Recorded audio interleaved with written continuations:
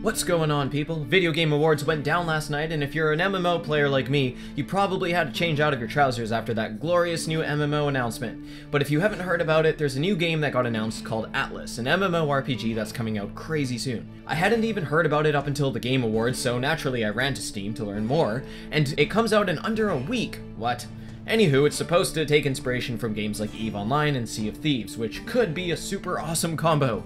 So aside from this awesome sounding combination, because I absolutely love EVE Online when I hear about it, not so much when I play it, because I spent 300 hours getting my shit kicked in that game, Atlas sounds kind of too good to be true to a guy like me who's wanted a heavy EVE influence in a fantasy setting. Obviously this setting is all about the swashbuckling, which works for me as well, but I love the idea of having a physical character that I play and progress as opposed to just a ship. And it seems like Atlas is offering a lot on both of those fronts. Like you can see it in the trailer, there's both land gameplay and ship gameplay.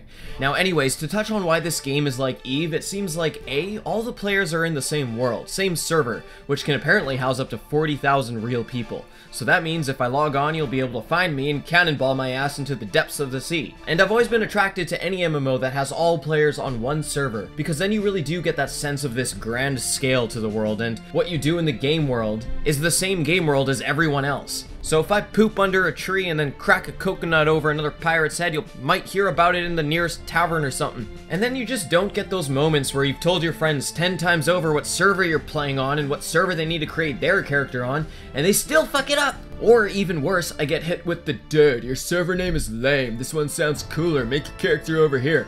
Okay, asshole, let me drop my 50+ hour character because my server's name doesn't just roll off your tongue, you dunce.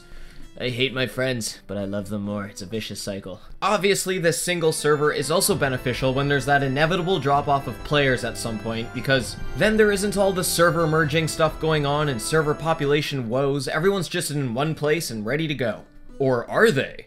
There is some seriously concerning, concerns here, especially because the Arc guys are behind this game, and Arc wasn't exactly great with optimization on servers with a much more limited amount of players, but we'll jump into that in a moment. Another way this game is like EVE is it sounds like ships you can acquire have a lot of depth to them, just like the spaceships you fly in EVE.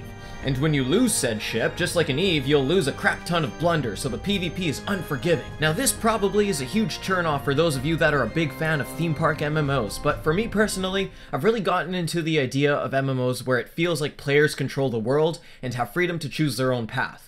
And a fun part of EVE, as much as I sucked at that game, was being a part of these massive space battles against other player corporations, and so much strategy went into these fights. Like the exact timing of when we were to launch ourselves into the field of battle, as well as rolls of crappier ships versus what the players with the bigger, badder ships were doing. I rarely actually participated in any of these fights because, well, to be honest, I got lost on the way to the battle. I was so bad, so bad.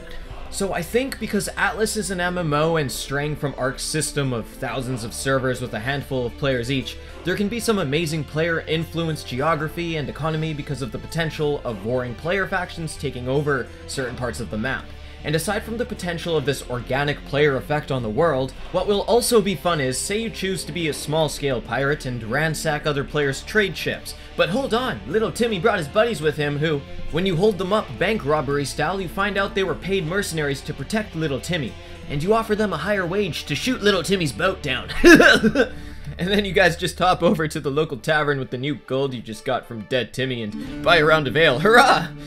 By the way, I will absolutely be an evil pirate, just in case anyone was wondering. Life is stressful and you traders will be my outlet. Join the Goose Armada today. We'll be like the Dark Brotherhood of Atlas. And this little Timmy scenario is just an example of what can lead to moments where you and your friends are planning out different strategies and tactics for what boat fittings to go with, what boats to go with in general, and so on. Just like in EVE, when I went with a small squad of players, we chose our ships and their fittings based on completely what we were planning to do in that moment together. And according to the trailer, there's potential for settlement siege, like boats attacking land fortresses. I got a serious Sid Meier's Pirate / AC Black Flag type of feeling from this game, and I adore those two games. I mean, Atlas really feels like it's taking a handful of the games I love and making them, well, frankly, have wild monkey sex together and produce a beautiful child that allows us to play all these games, but together with friends. I love it, I'm so excited. Now we have to talk about the concerns. 40,000 people in one server? Are you kidding me? According to a PC Gamer article, which I'll link in the description, Atlas will run better than Arc does now. Well, I've fucking hope so! Ark can barely even stably hold like 100 people in one server, and you're talking about 400 times that! So yeah, I kinda hope your statement's like just a little bit right. I think what they'll have to do is divide up the population. I doubt there's any way for even 5,000 people to be in a seamless world with no clusters or instances together. If there was a group of developers to do it, to create that seamless MMO with tens of thousands of players in one instance, I doubt it'd be the Ark devs. Concern number 2. There has been no coverage on this game, and it's releasing in 7 days? A simple YouTube search will show you how barren the coverage is on this game. Then all of a sudden they announce it on this massive stage with millions of viewers, as in the Game Awards, and they say it's coming out in like a week. Where's the freaking alpha coverage, the beta coverage? What kind of funkadelic shit is going on here? Are they that confident that they just released this banger of a game that they feel they can just skip that build-up press footage, getting influencers, aka streamers and YouTubers to hype it up, all of that? This is a really confusing move to me, especially because I think the game is going to be a potato when it releases. And potatoes in their raw natural form are nowhere near a potato cooked with some salt and pepper on top. And I'm afraid the devs are skipping over the seasoning and the cooking, which are metaphors for the community feedback, duh. And it's worth noting that even games of this nature that look very polished and come from studios that are known to release polished work go through some sort of community testing phase. What about stress testing this thing to see if you can actually back up that 40,000 player claim?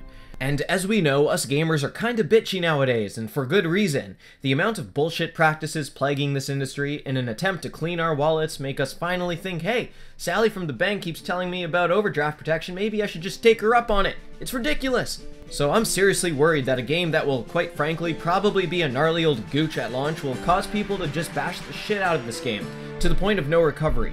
And we see it regularly now where a game releases half-baked, Fallout 76, and in no time at all it is shunned from society, like that episode of Black Mirror where people with low ratings practically didn't even exist. Lastly, another big concern I have is how closely this might mirror Ark's gameplay and just like everything Ark.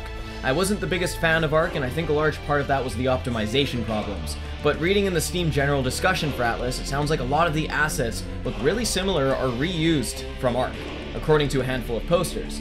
So if that is the same, I'm worried the gameplay might boil down to the same. And as someone who has worked in the game industry as an animator and knows a thing or two about Ark's horrible optimization problems, I really hope Atlas isn't a repeat in any way of the failures of Ark. Though I know that's probably wishful thinking, at least from the get-go, from this game. But all in all, I am really excited for this game. As a lover of MMOs and a guy who's been shouting, make another MMO like Eve, but on land, my excitement is through the roof. I'm expecting a rough launch, but considering how deprived us MMO gamers are of a new experience, I might just weather the storm and keep playing, just like I would in-game. Tell me what you guys think of Atlas, what you guys think if you're gonna check it out or not, or if you think it's just gonna boil down to pretty much an Ark reskinning and much worse optimization. Thank you so much for watching. Hit that subscribe button. I'm absolutely 150% going to be playing at launch for this game and uploading content for it when it releases. Alright, take care.